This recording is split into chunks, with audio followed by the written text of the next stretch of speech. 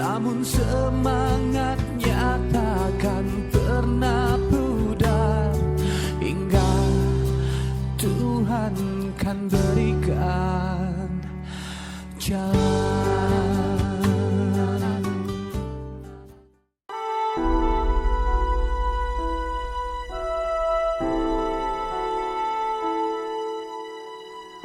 Hampir setiap hari, Fatmiatun bergulat dengan cairan lilin panas ini. Memanfaatkan waktunya untuk mengisi berbagai corak dalam pola batik atau yang dikenal dengan tahapan isen-isen. Pola isen-isen yang menjadi keahlian Fatmiatun adalah nyecek, yaitu proses mengisi motif kain yang kosong dengan pola totol atau titik-titik seperti ini. Ya, inilah pekerjaan yang dilakoninya sejak ia belia, dan pekerjaan ini pula lah yang kini menjadi penopang hidupnya. Batik niku ket riyen tesih halep nalika kula tesih niku sekolah ten MTS niku rak sok wonten tiyang guru. Batik aku cecekno ngoten, gek kula niku ajar nyeceki. Gek terus niku ngantos umur meh 3 doso. Atun memang memilih pekerjaan yang dapat dilakukan di rumah. Hal ini semata demi sang putri Eka. Sebagai orang tua tunggal, ia memang ingin selalu dapat mendampingi setiap aktivitas yang dilakukan sang putri.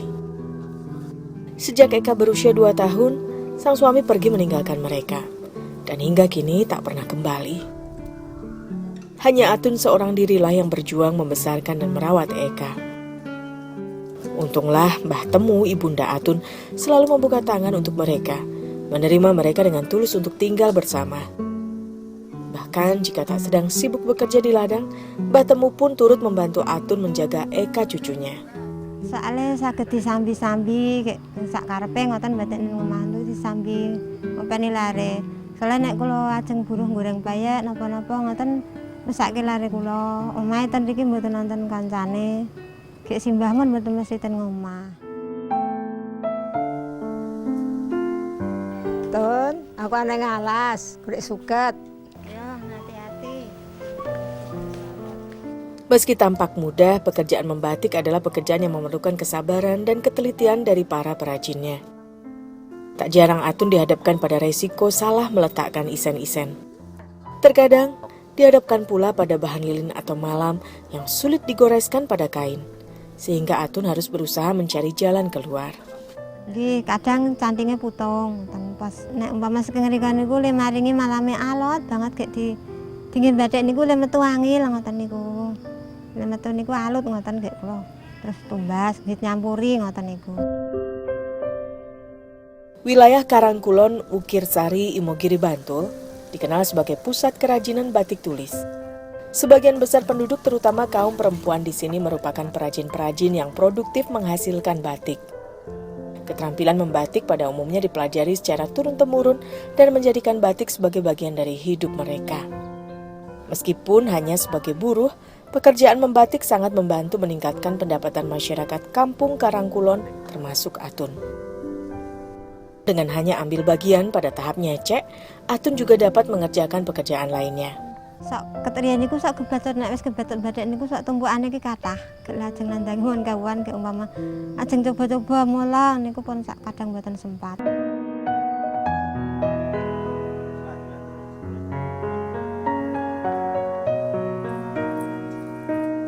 Isen-isen yang dikerjakannya merupakan pekerjaan harian, dan ia bisa langsung memperoleh upah. Dengan demikian, esok hari ia dapat memberi bekal sekolah pada putrinya.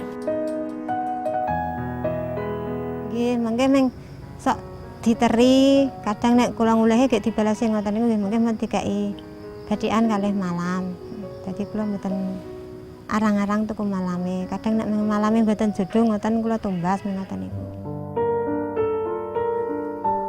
Di kampung Karangkulon, para pembatik biasanya bekerja berdasarkan pesanan yang diterima oleh para juragan, pengepul, atau paguyuban tempat mereka bernaung. Sedangkan untuk imbalan yang ia peroleh bergantung pada tingkat kesulitan pola batik yang dipesan. Untuk pola paling sederhana, Atun bisa mendapatkan upah sebesar 10 hingga 20 ribu rupiah per lembar kain. Iya mbak, pun rampung sekarang. Oh iya, enteng rampung.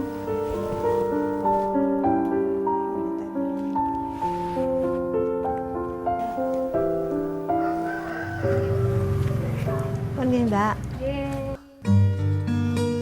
Dalam pembuatan batik tulis khas Yogyakarta ada beberapa tahap yang harus dilalui. Sehingga untuk membuat selembar kain batik tak dapat dilakukan hanya dalam waktu 1 hari saja.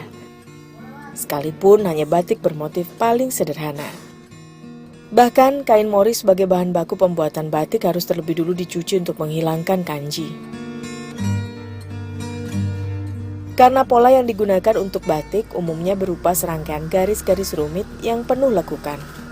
Maka para perajin menggambar motif pada selembar kertas roti terlebih dulu.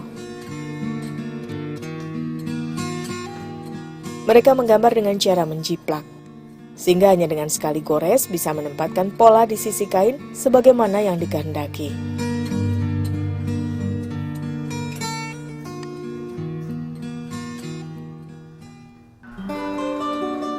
Selanjutnya pola inti dilukis menggunakan lilin atau juga dikenal dengan sebutan malam. Tahap ini dikenal dengan sebutan nyanting. Pada tahap ini, perajin menggoreskan malam pada garis-garis yang membentuk sebuah pola atau motif dasar. Bagi masyarakat Jawa, khususnya Yogyakarta, batik tidak hanya sekedar lukisan yang ditorehkan pada selembar kain menggunakan canting. Karena dalam setiap motif yang dilukis selalu mengandung maksud dan makna bagi para pemakainya.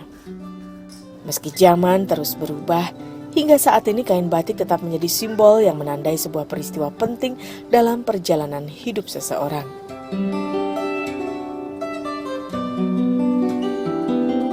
Jika motif inti telah selesai dicanting, langkah selanjutnya adalah isen-isen, yaitu memberi motif tambahan di dalam pola yang telah dibuat.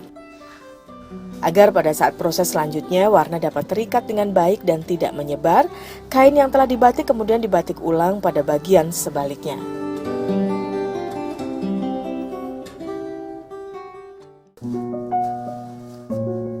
Sebelum diberi pewarna dasar, kain yang telah berpola dicuci dan direndam selama 30 menit menggunakan larutan TRO atau Turkish Red Oil dan air. Cairan ini berfungsi seperti sabun yang berguna untuk meluruhkan kotoran-kotoran yang melekat selama proses pembuatan pola.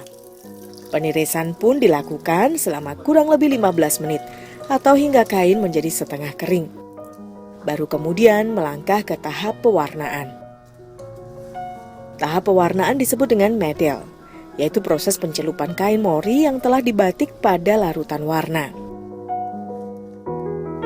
Agar diperoleh warna yang tajam, pewarnaan batik tak cukup dilakukan sekali. Tahap pewarnaan awal dilakukan dengan mencelupkan kain pada larutan pewarna naptol dan menggosokkannya dengan perlahan. Pewarnaan awal ini tidak menggunakan warna yang terlalu pekat, hanya berguna untuk memberikan dasar warna pada kain.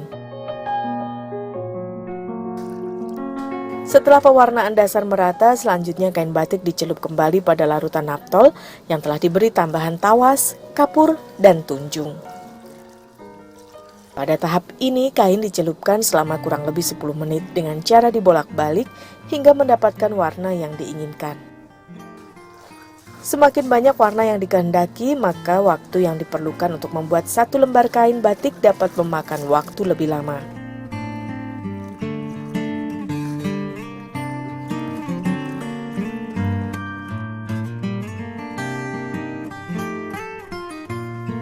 Pengeringan kain cukup dilakukan dengan cara diangin-anginkan di udara terbuka. Karena penjemuran kain di bawah terik matahari bisa merusak dan memudarkan warna.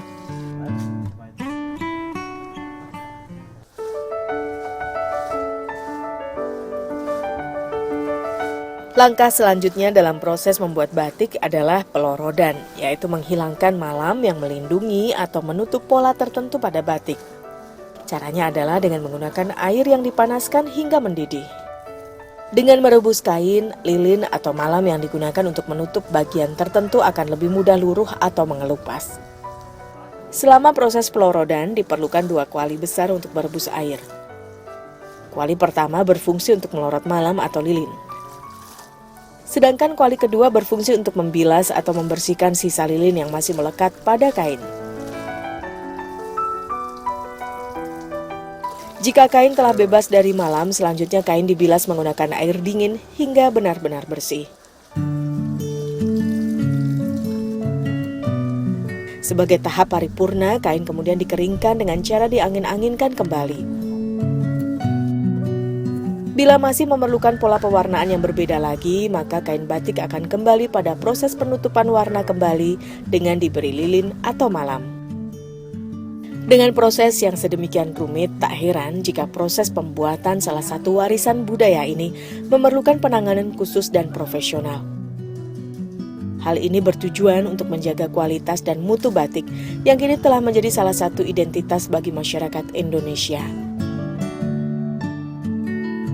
Untuk membuat batik tulis dengan kualitas menengah, perajin biasanya memerlukan waktu kurang lebih selama 1 minggu untuk 1 lembar kain. Tingkat kerumitan pada motif dan banyaknya warna akan sangat mempengaruhi harga kain, dengan ukuran 1 x 2,5 meter.